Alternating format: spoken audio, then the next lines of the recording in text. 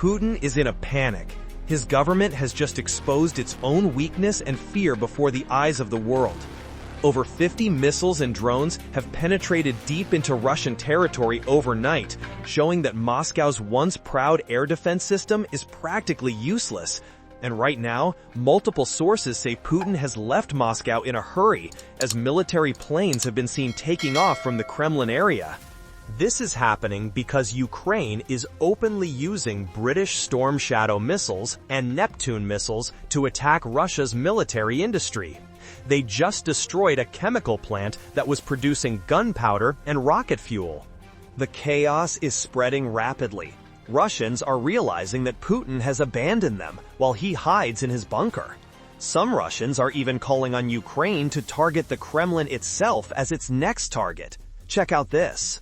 Guys, the Kremlin isn't here. You have the wrong coordinates. You should attack the Kremlin. Go do it yourself. I don't care. Cars just stand there. Cars are just hell. Something hit here really hard. These are all our clinics. All the clinics. The pediatrics. The guy is climbing up, and a lot of people are coming out. I heard 4 bangs. People say I heard 2. People say 4. Everything in here blew up. Putin is certainly not happy that the Russian people are witnessing the Ukrainian attack and are starting to blame him. The Russian people are slowly realizing the truth about this war, and Putin is starting to get scared. The shameful escape from Moscow. But that's not even the most embarrassing part. Shortly after that Russian message, Ukraine decided to listen, and they sent a small group of drones towards Moscow. For some reason, 8 drones was too big a risk for Putin, so he left the Kremlin and ran. This news was sent by a Russian war correspondent. According to him, several Russian military aircraft left Moscow, flying towards the Ural Mountains just hours after Ukraine launched the drone. Even for Russians, this is extremely unusual. I want you to notice how Putin reacted to a couple of drones compared to how Zelensky reacted in February 2022. When Putin's troops were just outside Kyiv, Zelensky said he needed ammunition, not a ride. And when Ukrainian drones are now just outside Moscow, Putin said, "I'm leaving. This isn't for me." Widespread anger among Russians. This is why Russians are angry, and they are blaming the country's oligarchs and elites. Listen to what they say. You know what, friends? I want to talk to private gas stations, like the URTK gas station in the region. With the current fuel shortages we are experiencing in the Udmurt region, these gas stations have raised prices so high. Why are you such bad people that you decided that I'm just curious. Why did you raise prices like that? It's crazy that the country is in such a problem. You know the problems that ordinary people are facing. Why are you profiting from this, You know that people will be forced to buy fuel. You know that people will be forced to buy fuel at those prices. Shameless people. You need to be beaten, damn it. You should be lined up in front of your gas stations. You should be bent over, your pants taken off, and you should be properly beaten in front of honest people. These messages will only grow louder, and Putin knows it. He knows that if he doesn't end the war himself, Ukraine's attacks deep into Russia will never stop. Soon, Putin's pride and livelihood will be destroyed one by one, leaving Russia empty, with nowhere to refine the oil he once considered so precious. The terrible consequences of the latest attacks. In fact, last night, Ukraine launched one of its largest attacks on Russian military infrastructure. More than 50 missiles and drones, including Storm Shadow, Neptune, Flamingo, and HIMARS, strike simultaneously from Crimea all the way to Moscow. On screen, you could see a Bryansk substation go up in flames, leaving more than 130,000 Russians without electricity and water in the looming winter. A chilling reminder that the war has now truly come home. But I'm sure we all know this. Putin doesn't care about the Russian people. Russian peasants don't matter to him. What he cares about is the Russian army, especially the soldiers who are on the front lines trying to invade Ukraine. Yes, Ukraine has just attacked them, just indirectly. Defense General Staff confirmed, що Defense Forces атакували Брянськ Chemical Plant, у який включили Storm Shadow missiles. The chemical plant is a key link in Russia's military-industrial complex. It produces gunpowder, explosives, and componenti для rocket fuel, including ammunition and rockets used by the enemy to shell Ukrainian territory. The plant will not be able to operate again. The importance of using Storm Shadow missiles. This was not a simple drone attack, as is often the case. Ukraine used missiles this time, specifically multiple Storm Shadows. As a result, the destructive power of the missiles was much more powerful than that of the drones. Professor Michael Clark explains why Ukraine used this missile. One of the reasons for using Storm Shadow missiles in this attack is that they are known to be very accurate. They can carry a pretty large warhead. Drones are less accurate, and if you have enough Storm Shadows aimed at a large target like a chemical plant, you have a good chance of putting that plant out of action, probably for quite a while. The use of these weapons in this attack does not put any particular pressure on Putin. Of course, it contributes to his propaganda narrative that he is fighting Europeans here, not just Ukrainians. But the pressure it puts on Putin is more material. The loss of a major plant that was supplying rocket fuel and explosive chemicals at a time when he was using them at a terrifying rate. If you look at the number of attacks that the Russians are launching against Ukraine almost every night of the week with 200, 300, up to 700, 800 drones and missiles, they are consuming a lot of explosives. And the Bryansk plant, as far as we can tell, is one of the main producers of the chemicals that go into those bombs and explosives. So it will affect the supply chain that the Russians rely on. Does it surprise Putin? No. Does he take full advantage of it in terms of propaganda? Absolutely.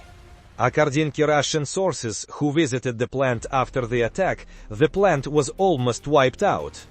Attack message and political response. What is important to note here is the timing of the attack. It came just days after President Zelensky met with President Trump in Washington. During that meeting, Zelensky was not given the Tomahawk missiles he had wanted. So the attack can be seen as a clear message from Zelensky, not only to Putin, but also to the Trump administration, that Ukraine can use Western weapons and use them to strike at Russia's most painful spots. The supply chain that once supported the Russian military is now being disrupted by Ukraine. But I believe there is more to this than just a message. This attack comes just hours after President Trump publicly announced that he would not meet with Putin. The reason for the cancellation is clear. Russia is absolutely refusing to budge on its extreme demands. They want Ukraine to give up territory that Russia has not been able to take for the last 10 years. In return, what is Russia offering? They are offering a promise that they will not attack Ukraine in the future. I think we all know that Russian promises are worthless. And that is exactly why President Trump canceled the meeting. Regarding Ukraine, do you still see a chance for a ceasefire? And what is Putin asking for? Do you still see a chance for a ceasefire? And what is Putin asking for? I see. It's a brutal war. It looks like a brutal war. It doesn't really affect us. We sell them equipment, we sell NATO equipment, and NATO gives it to Ukraine, but we don't have to pay for it anymore. Biden spent $350 billion. It would never have happened if I was president. Never, in a million years. And Putin knows that too. It would never have happened. But it did happen. And I came in and I had to see if I could stop it.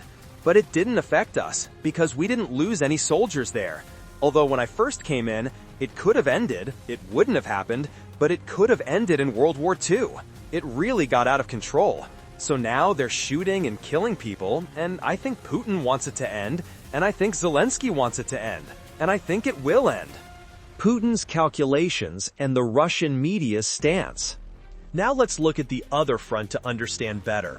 Why is Putin still so determined to not end this bloody war, especially when his oil refineries are being destroyed one by one and the economy is on the brink of collapse?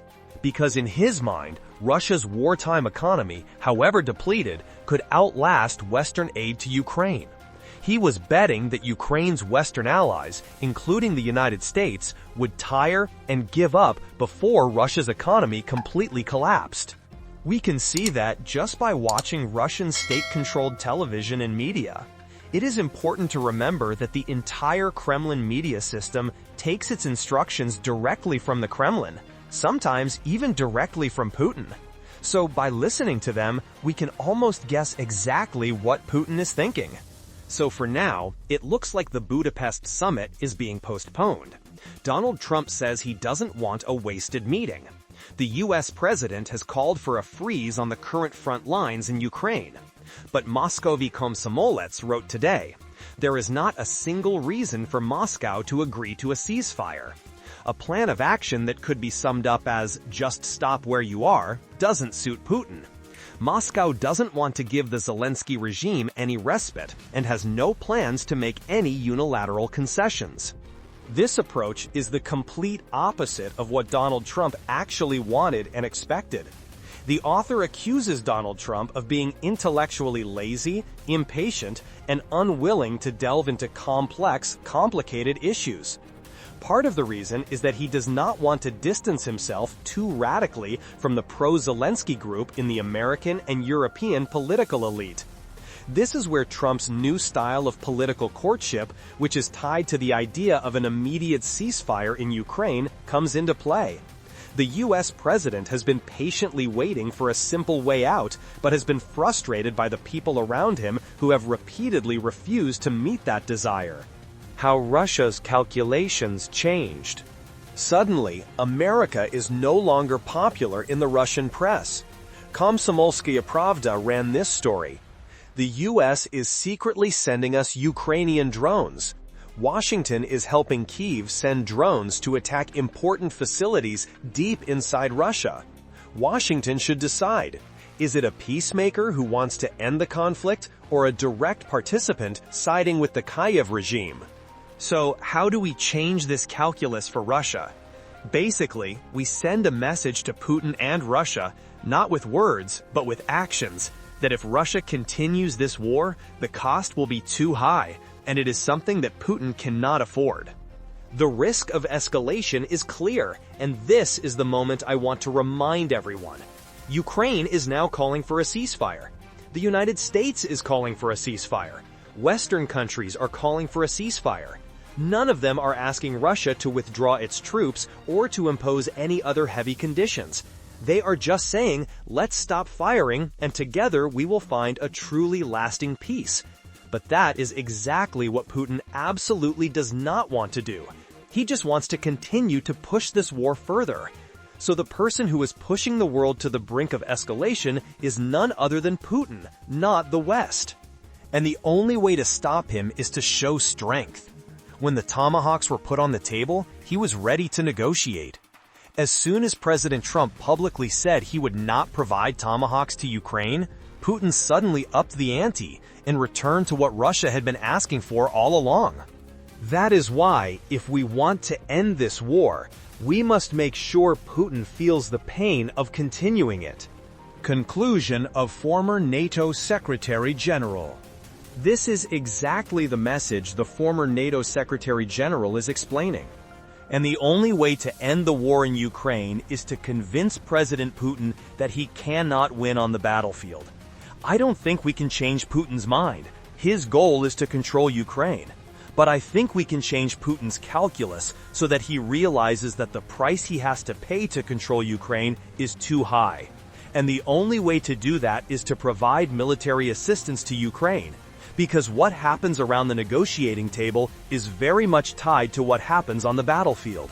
As I record this, the NATO Secretary General is in Washington meeting with President Trump. I will continue to update you on that meeting. On the war map, the line between offense and defense is blurring.